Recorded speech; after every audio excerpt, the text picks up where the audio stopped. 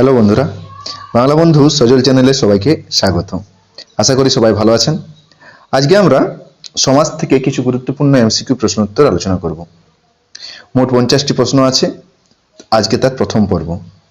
চলুন তাহলে শুরু করা যাক। আজকের প্রথম প্রশ্ন, সমাসে যা ঘটে সংক্ষেপ, মিলন, বিস্তার না বিভেদ? সঠিক উত্তর হবে সংক্ষেপ ঘটে। সমাসে কি হয়? সংক্ষেপ হয়। 2 নম্বর প্রশ্ন, তৎপুরুষ সমাসে যে পদের অর্থ প্রাধান্য পায়? এগুলো খুব গুরুত্বপূর্ণ। কোন সমাসে কোন পদের অর্থ প্রাধান্য পায়, এগুলো খুব পরীক্ষায় পড়ে। তৎপুরুষ সমাসে উত্তর হবে তৎপুরুষ সমাসে পরপদের অর্থ প্রাধান্য পায়, মানে অপশন খ উত্তর। 3 নম্বর প্রশ্ন, যেটি নিত্য সমাসের উদাহরণ নয়। নিত্য সমাস, যে সমাসের ব্যাসবাক্য করা যায় না বা ব্যাসবাক্য করতে গেলে অন্য পদের সাহায্য নিতে হয়। তাহলে কোনটি নিত্য সমাসের উদাহরণ নয় বলেছে?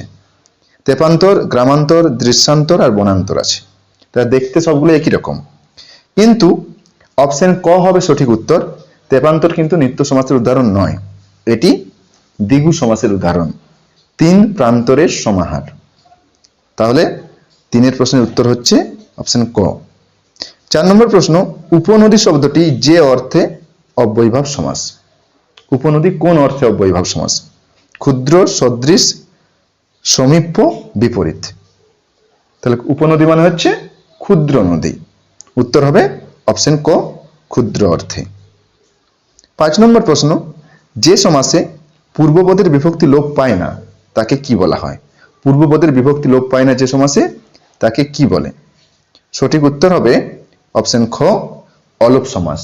অলোপ সমাসের পূর্বপদের বিভক্তি লোপ পায় না ব্যাসবাক্য থেকে যখন আমরা সমাসবদ্ধ পদ তৈরি করি। 6 নম্বর প্রশ্ন, সাধারণ ধর্ম থাকে যে সমাসে। সাধারণ ধর্ম, যে ধর্মের ভিত্তিতে আমরা উপমান আর উপমেয়ের মধ্যে তুলনা করি। তাহলে সাধারণ ধর্ম থাকে যে সমাসে, সেটি হবে উপমান কর্মধারয় সমাসে। উপমিতেও থাকে না আর রূপকেও থাকে না, উপমান কর্মধারয়। অপশন খ হলো সঠিক উত্তর।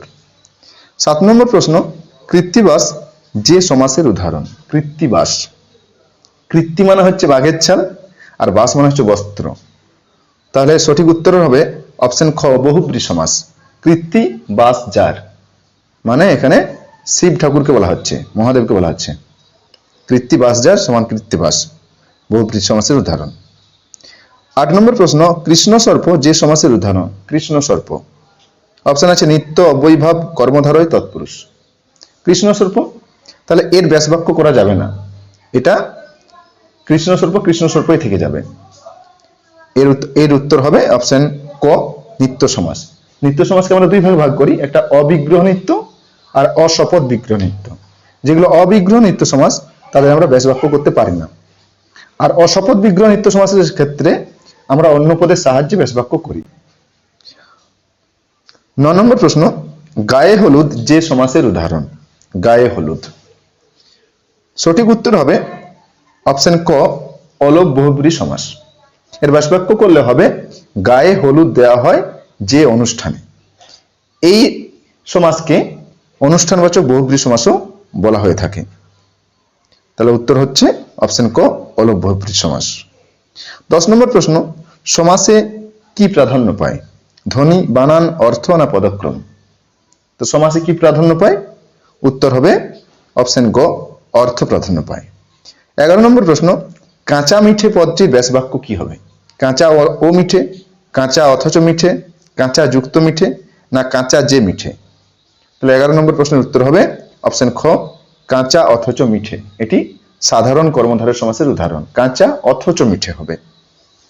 12 নম্বর প্রশ্ন, সমাসবদ্ধ পদের অপর নাম কি? তাহলে সমাসবদ্ধ পদের অপর নাম কি? বিগ্রহ বাক্য, সমস্ত পদ, পরপদ না সমসমান পদ? সঠিক উত্তর হবে অপশন খ, সমস্ত পদ বা সমাসবদ্ধ পদ। সমাসবদ্ধ পদের অপর নাম হলো সমস্ত পদ। বিগ্রহ বাক্য হচ্ছে ব্যাসবাক্যের অপর নাম। 13 নম্বর প্রশ্ন, ব্রীহি কথার অর্থ কি? বহুব্রী শব্দটার ব্রীহি কথার অর্থ কি? ব্রীহি কথার অর্থ হচ্ছে, সঠিক উত্তর হবে অপশন খ, ধান। বহু ধান আছে যার, বহুব্রীহি। 14 নম্বর প্রশ্ন, উপনগরী সমাসটি গড়ে উঠেছে যে অর্থে। উপনগরী মানে কি? সাদৃশ্য, সামীপ্য, বিপসা না পশ্চাৎ? উপনগরী মানে হচ্ছে নগরীর সমীপে। তাহলে আমরা বুঝতে পারছি অপশন খ হচ্ছে সঠিক উত্তর। সামীপ্য অর্থে উপনগরী শব্দটি গড়ে উঠেছে। 15 নম্বর প্রশ্ন, ব্যাস কথার অর্থ কি? ব্যাস বাক্যের ব্যাস কথার অর্থ কি? বিশ্বাস, মিলন, বিস্তার না সংক্ষেপ? তাহলে 15 নম্বর প্রশ্নের উত্তর হবে বিস্তার। ব্যাস কথার মানে হলো বিস্তার। অপশন গ সঠিক উত্তর। 16 নম্বর প্রশ্ন, জ্ঞানহীন কোন সমাসের উদাহরণ? কর্ম তৎপুরুষ, করণ তৎপুরুষ, অপাদান না সম্বন্ধ তৎপুরুষ? জ্ঞানহীনের ব্যাস বাক্য করলে হবে জ্ঞান দ্বারাহীন। হীন যদি শেষে থাকে তাহলে সবসময় করণ তৎপুরুষ হয়। হীন, শূন্য, রহিত এগুলো করণ তৎপুরুষ সমাসের উদাহরণ ক্ষেত্রে ব্যবহার করা হয়। তাহলে এর সঠিক উত্তর হবে অপশন খ করণ তৎপুরুষ, জ্ঞান দ্বারা হীন। 16 নম্বর প্রশ্ন, যে সমাসে কারকের সম্পর্ক রয়েছে, তাহলে কোন সমাসের সঙ্গে কারকের সম্পর্ক আছে? উত্তর হবে অপশন খ তৎপুরুষ সমাসে। তৎপুরুষ সমাসের ক্ষেত্রে আমরা কারকের বিভক্তি লোপ পেতে দেখি। কর্ম তৎপুরুষ, অপাদান তৎপুরুষ, করণ তৎপুরুষ প্রভৃতি। তাহলে এর উত্তর হলো অপশন খ তৎপুরুষ সমাস। 18 নম্বর প্রশ্ন, সেতার যে সমাসের উদাহরণ? সেতার দ্বিগু, বহুব্রী, কর্মধারয় না সব ভুল? সেতার এটা অনেক বইয়ে দ্বিগু সমাস লেখা থাকে, সে অর্থাৎ 3 তারের সমাহার, কিন্তু এটা সঠিক নয়। এর সঠিক উত্তর হবে সে অর্থাৎ 3 তার আছে যার, তাকে আমরা বলি সেতার। এটি সংখ্যাবাচক বহুব্রী সমাসের উদাহরণ। তাহলে 18 উত্তর হবে অপশন খ বহুব্রী সমাস। 19 নম্বর প্রশ্ন, আধুনিক বাংলা ব্যাকরণে সমাস কয় প্রকার? তাহলে এর সঠিক উত্তর হবে অপশন খ 9 প্রকার। 9 প্রকার কি কি? দ্বন্দ্ব, কর্মধারয়, তৎপুরুষ, দ্বিগু, বহুব্রী, নিত্য, অলোপ, বাক্যাশ্রয়ী আর অব্যয়ভাব। তাহলে এর সঠিক উত্তর 9 প্রকার। 20 নম্বর প্রশ্ন, তেলে ভাজা যে সমাস? অলোপ দ্বন্দ্ব, অলোপ তৎপুরুষ, শুধু করণ তৎপুরুষ না কর্মধারয় সমাস? তেলে ভাজা, এই তেলে ভাজা হলো অলোপ তৎপুরুষ সমাসের উদাহরণ। এটি অলোপ করণ তৎপুরুষের উদাহরণ। যদি প্রশ্নটা থাকতো তেল ভাজা, তাহলে তেল দ্বারা ভাজা, কিন্তু তেলে ভাজার ব্যাস বাক্যের যদি আমরা সমাসবদ্ধ পদ তৈরি করি তাহলে তেলে ভাজায় থেকে যাবে, অর্থাৎ পূর্বপদের বিভক্তি লোপ পাবে না। তার জন্য এটি অলোপ তৎপুরুষ সমাসের উদাহরণ, অলোপ করণ তৎপুরুষের উদাহরণ। 22 নম্বর প্রশ্ন, জ্ঞানচক্ষু যে সমাসের উদাহরণ? জ্ঞানচক্ষু হলো সঠিক উত্তর অপশন খ রূপক কর্মধারয় সমাসের উদাহরণ। জ্ঞান, রূপ, চক্ষু এর ব্যাস বাক্য। 23 নম্বর প্রশ্ন, বিলাত ফেরত যে তৎপুরুষ সমাস? বিলাত ফেরত, বিলাত ফেরতের ব্যাস বাক্য করলে হবে বিলাত থেকে ফেরত। তাহলে এর সঠিক উত্তর অপশন খ অপাদান তৎপুরুষ সমাস।